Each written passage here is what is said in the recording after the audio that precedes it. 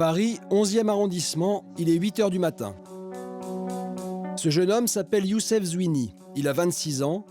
Il y a 6 mois encore, il était en prison, victime d'une erreur judiciaire. Ça fait combien de temps que t'es ici, Youssef? Tout juste une semaine. Et avant, t'étais où? À la rue. Je passais mes nuits au café de la gare Montparnasse, qui est un café où on peut rester toute la nuit, à consommer un café à 2-3 euros, et puis ça me permettait d'être au chaud. Même si je dormais pas, au moins j'étais au chaud. Youssef a passé 2 ans et demi derrière les barreaux pour un braquage qu'il n'a pas commis. Depuis, il essaye de reconstruire sa vie. Quand je viens devant un employeur, il y a un trou de 4 ans dans mon CV. Comment je peux expliquer ça? Qu'est-ce que vous avez fait 4 ans? Des patrons qui... On peut le dire. On ne sait jamais comment la personne en face avait réagir. Je peux pas le dire, c'est pas possible. 9 h, Youssef est invité à quelques stations de métro plus loin, dans une radio alternative, pour raconter son histoire. C'est comme une thérapie, on va dire. Le fait de se vider un petit peu. Comme je ne peux pas me vider devant un psychologue, je pourrais peut-être me vider devant un radio. Dans le studio, Youssef retrouve l'animatrice, Catherine Kider, dont les 2 fils sont incarcérés. Elle milite pour les droits des prisonniers. Vous écoutez toujours l'écho des cabines sur Radio Libertaire 89.4. Dans le studio, pas grand monde, mais du beau monde. Youssef, qui était venu il y a un mois de ça pour nous expliquer qu'il avait fait plusieurs années de prison cadeau, quoi, et dans le cadre d'une erreur judiciaire. Au micro, Youssef raconte son histoire. Une histoire qui commence ici, à Nantes, dans la cité Malakoff. Nous sommes au mois d'octobre 2004, c'est la veille d'Halloween. C'est à cause d'un masque comme celui-ci que Youssef va se retrouver accusé d'un crime qu'il n'a pas commis. C'est un petit du quartier qui me l'a donné le soir d'Halloween, ou un jour avant. Et puis je m'amusais avec le soir de... Enfin, ce week-end-là. Et puis j'ai croisé une personne qui est pas originaire de ce quartier, mais qui vient traîner dans ce quartier. Et qui est tombé amoureux de mon masque lorsqu'il m'a vu avec et déliré avec. Et du coup, il avait envie d'en profiter et d'aller faire peur un peu à tout le monde dans la rue. Et puis, une fois que je lui ai passé, c'est ce qui m'a conduit tout droit en prison et qui a fait que j'ai été condamné par une cour d'assises à 10 ans de prison, puisque ce masque-là a servi à un braquage. En effet, quelques heures plus tard, dans la nuit, 3 hommes masqués et armés de fusils à pompe prennent en otage les employés d'un supermarché pour s'emparer de la caisse. Un des braqueurs porte le masque de Youssef. Les policiers trouvent son ADN. Un matin, ils viennent l'interpeller de façon musclée au domicile de sa mère. Je dormais dans mon lit. J'ai entendu des gros bruits, des cognements. Ça m'a réveillé, mais je pensais pas que ça venait de chez moi. Et du coup, quand je me suis levé pour aller regarder par la fenêtre ou à la porte, lorsque je suis sorti, juste là, ici, j'ai commencé à voir 3-4 personnes visage masqué. Ils se dirigeaient vers moi, ils m'ont sauté dessus, ils m'ont mis à terre, tout ça. Ensuite, ils m'ont ramené dans ma chambre, ils m'ont dit « C'est bien ça ta chambre ?» J'ai dit « Oui ».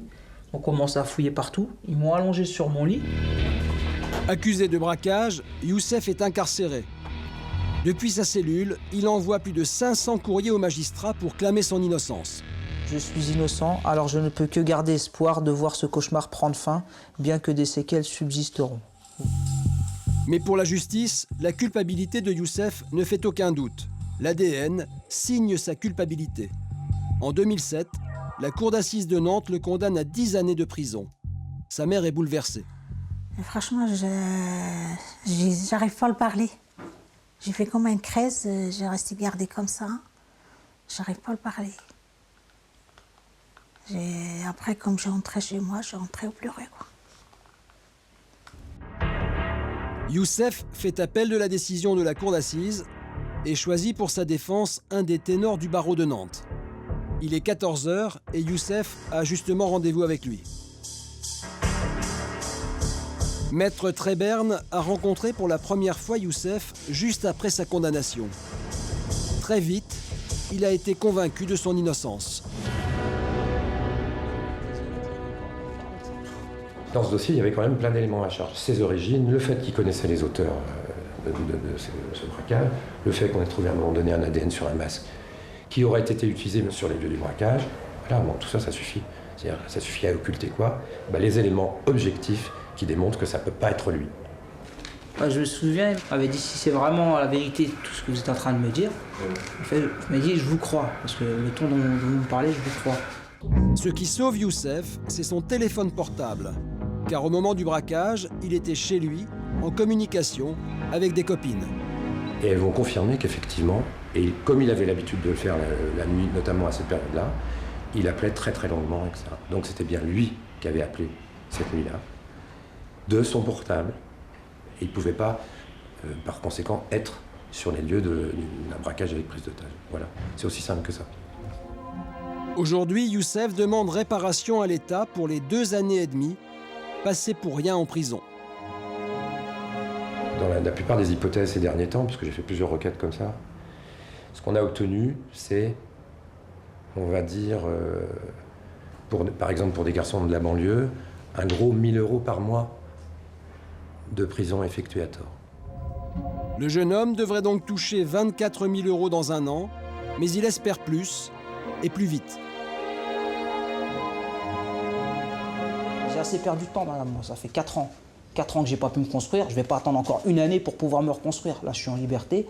Maintenant qu'on puisse m'aider dès maintenant. Il est 18 h et Youssef a un rendez-vous important dans le 19e arrondissement de Paris. Là, je vais voir un professeur des cours Florent avec qui je dois retravailler une séquence sur laquelle j'avais bossé. Le cours Florent est une prestigieuse école de comédie. Youssef aimerait devenir acteur. Sa professeure s'appelle Christine François. J'ai vu cette minute. Hein? Oui. C'est bien. Ouais, c'est cool. Ouais, bah oui. Vous devez faire 1 sur 2, 3e. Action. Au mois de juin dernier, Youssef avait passé avec brio le concours d'entrée.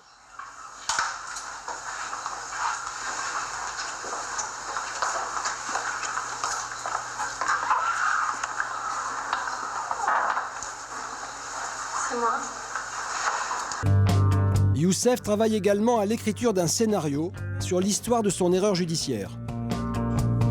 J'écris, en fait, tu vois, j'écris sur un petit cahier de brouillon. Ouais. Et je retranscris ça après. Je retranscris ça sur mon ordinateur. Dans quelques années, il espère jouer son propre rôle à l'écran.